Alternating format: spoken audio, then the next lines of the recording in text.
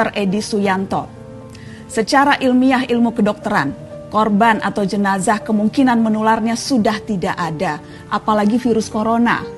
Virus corona harus hidup pada inangnya. Inangnya sudah mati, virusnya juga ikut mati, sama dengan HIV/AIDS, sama dengan H5N1 atau flu burung. Jelas itu, jelas tidak akan menularkan. Pasien positif COVID-19 yang akhirnya meninggal saat mereka sakit tidak boleh dijenguk keluarganya. Proses pemakaman dilakukan dengan cara tertentu dan yang bisa menghadirinya pun terbatas. Masa tega saat keluarga hendak mendoakan di pemakaman diperlakukan seperti itu. Jadi kalau kita mengusir, kalau kita mengucilkan, kalau kita menghakimi dan menstigmatisasi korban corona itu jelas berbahaya.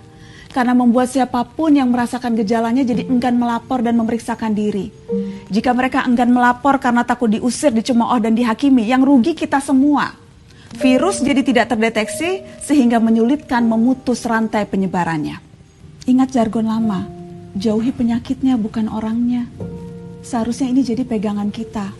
Cukup dengan jaga jarak, jangan diusir atau dikucilkan. Teman-teman, wabah ini diprediksi masih akan berlangsung panjang. Guncangan-guncangan sosial juga akan terjadi.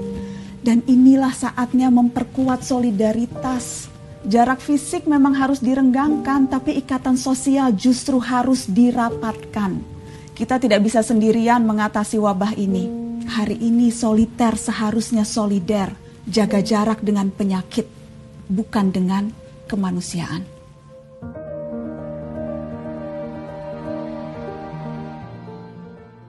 Dr. Edi Suyanto.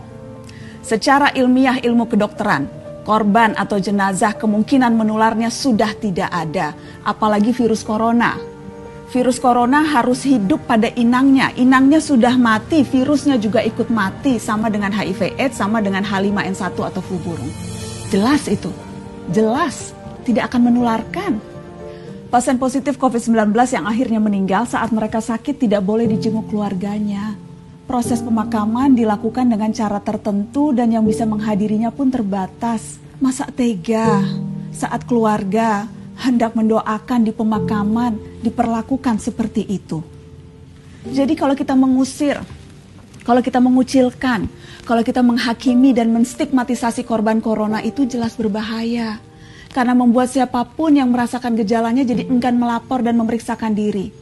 Jika mereka enggan melapor karena takut diusir, dicemooh dan dihakimi, yang rugi kita semua. Virus jadi tidak terdeteksi sehingga menyulitkan memutus rantai penyebarannya.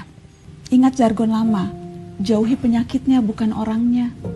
Seharusnya ini jadi pegangan kita. Cukup dengan jaga jarak, jangan diusir atau dikucilkan. Teman-teman, wabah ini diprediksi masih akan berlangsung panjang. Guncangan-guncangan sosial juga akan terjadi. Dan inilah saatnya memperkuat solidaritas. Jarak fisik memang harus direnggangkan, tapi ikatan sosial justru harus dirapatkan. Kita tidak bisa sendirian mengatasi wabah ini. Hari ini soliter seharusnya solider, jaga jarak dengan penyakit, bukan dengan kemanusiaan.